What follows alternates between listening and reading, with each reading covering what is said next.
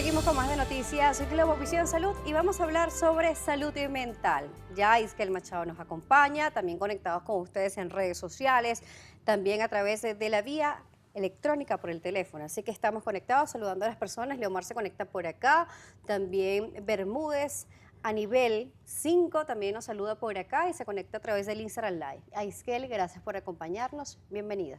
Gracias, Daniela, por permitirme de nuevo sentir Globovisión y Globovisión Salud como una familia, porque tú me dejas aquí venir a hablar de salud mental y recordarle a la gente que es importante cuidarnos, cuidar y ser más amables con nosotros mismos.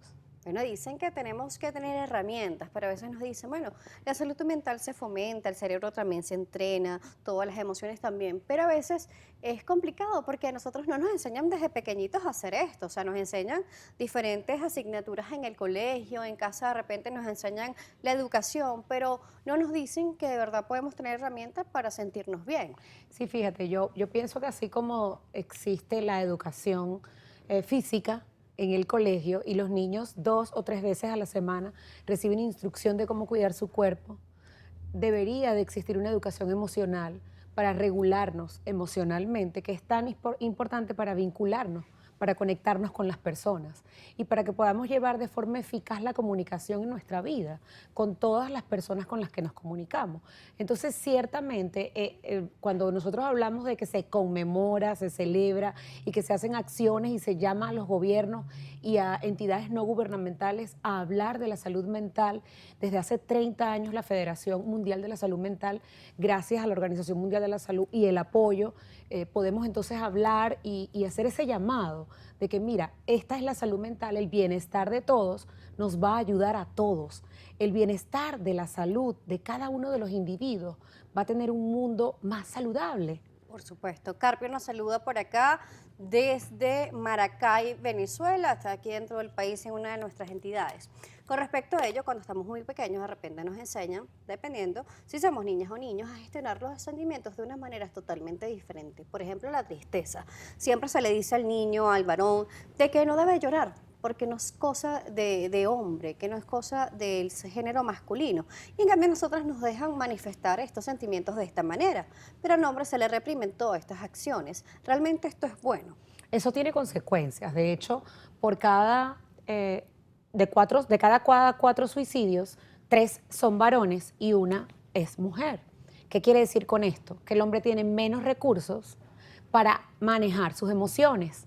Y el resultado es que entonces piensa que acabar con su vida es la única forma de acabar con sus problemas. Claro, y hay que fomentar esto porque también la prevención del suicidio es importante y además si hacemos gestión desde muy pequeños de nuestras emociones, pues esto va a disminuir. Esto también se ha hablado muchísimo en las conferencias internacionales. Mira, Daniela, si los papás empiezan a hacer esa educación en salud mental y salud emocional, y los papás nos empiezan a decir, papás y mamás, o tutores, abuelos, tíos, aquí no lloras, aquí no gritas, cálmate, después te vamos a comprar otro, préstale a tu hermanita eso, tienes que compartir. Entonces empezamos a manejarnos emocionalmente y a manejar nuestras emociones.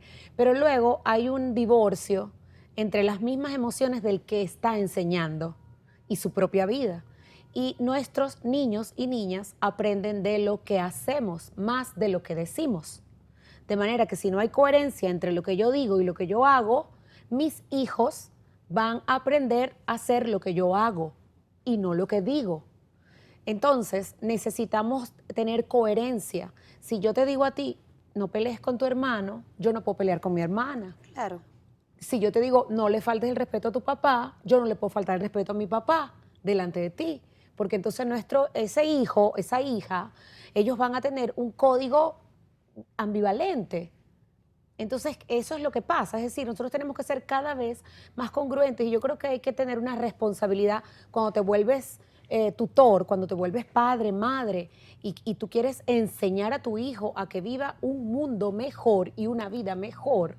Necesitamos enseñar a gestionar las emociones y a ser realistas. No siempre se cumplen todos los sueños. No siempre podemos alcanzar todo, no siempre ganamos.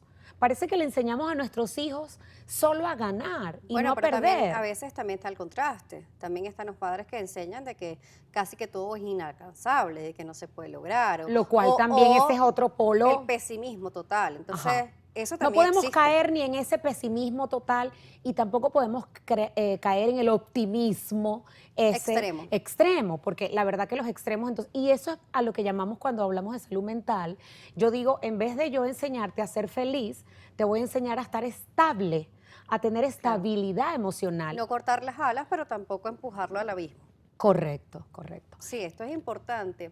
Pero, por ejemplo, nos habla sobre, por ejemplo, la educación física. Pero, por ejemplo, nos dicen también desde muy pequeño que al niño hay que llevarlo al pediatra de manera periódica para su crecimiento.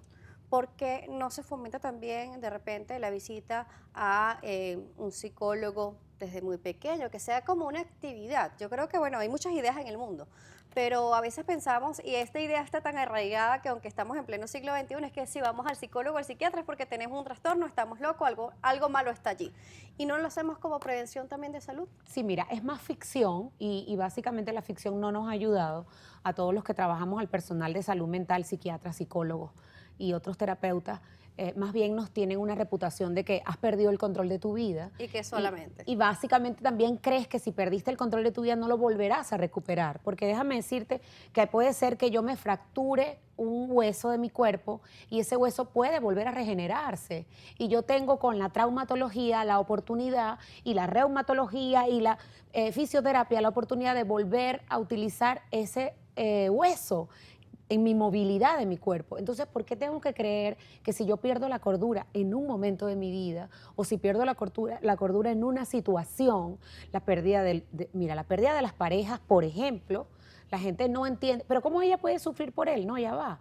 En las vinculaciones afectivas, cuando nosotros hacemos una vinculación afectiva, es difícil luego romper ese vínculo y quedarte sin el vínculo. Y te duele como una herida, una quemadura de segundo grado, demostrado científicamente. Entonces, no podemos minimizar lo que los otros sienten. Tenemos que entender, pero tenemos que darte herramientas. Por eso es que digo, no puedes creer que todo lo vas a ganar. Claro. Un día te pueden dejar de querer.